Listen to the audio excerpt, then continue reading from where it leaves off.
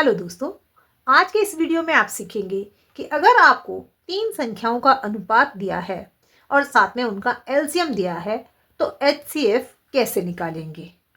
तो एचसीएफ निकालने के लिए हम एक फॉर्मूले का यूज करेंगे। सो फॉर्मूला क्या है? HCF is equal to LCM divided by तीनों अनुपातों का गुणनफल। इस फॉर्मूले में हम ये दी गई वैल्यूज रखेंगे और एचसीएफ की वैल्यू निकालेंगे। तो यहां पर एलसीएम क्या है?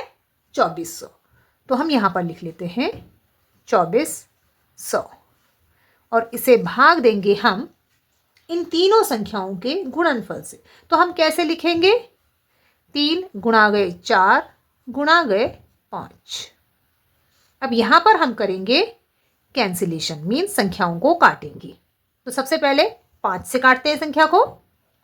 5 ही कम 5, 5 चकू 20। यहां से 4 बचा तो यहां जाएगा और ये बन जाएगा 40। 5 अट्ठे 40 और ये 0 इस 8 के आगे आ जाएगा और संख्या पूरी पूरी कट जाएगी। अब इस संख्या को हम 4 से काटेंगे। 4 एकम 4, 4 एकम 4, 4 दूनी 8 और ये 0 इसके सामने आ जाएगा, ये भी कट जाएगी। अब 3 से काटेंगे। 3 एकम 3, 3 चकू 12 और ये 0 इसके आगे आ जाएगा, ये संख्या भी कट जाएगी। तो यहाँ पर सारी संख्याएं कट चुकी हैं, सिर्फ 40 बचा है। तो इसका मतलब एचसीएफ क्या हो गया?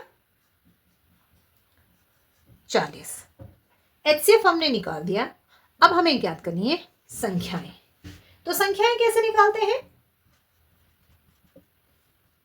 पहली संख्या निकालने के लिए हम लिखेंगे पहला नंबर जो अनुपात में दिया गया है और इसे गुणा करेंगे एचसीएफ से।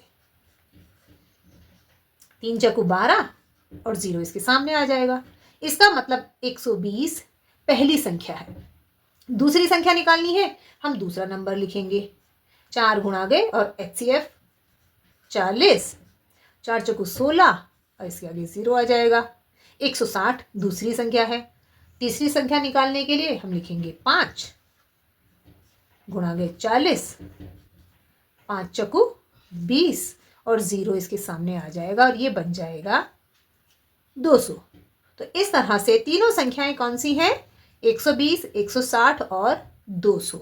इन तीनों संख्याओं का एलसीएम 2400 है और एचसीएफ 40 है और इनका जो अनुपात है वो है 3:4:5। सो दोस्तों, अगर वीडियो आपको समझ में आया हो तो इसे लाइक और शेयर ज़रूर करें और मेरे चैनल को सब्सक्राइब करें। धन्यवाद।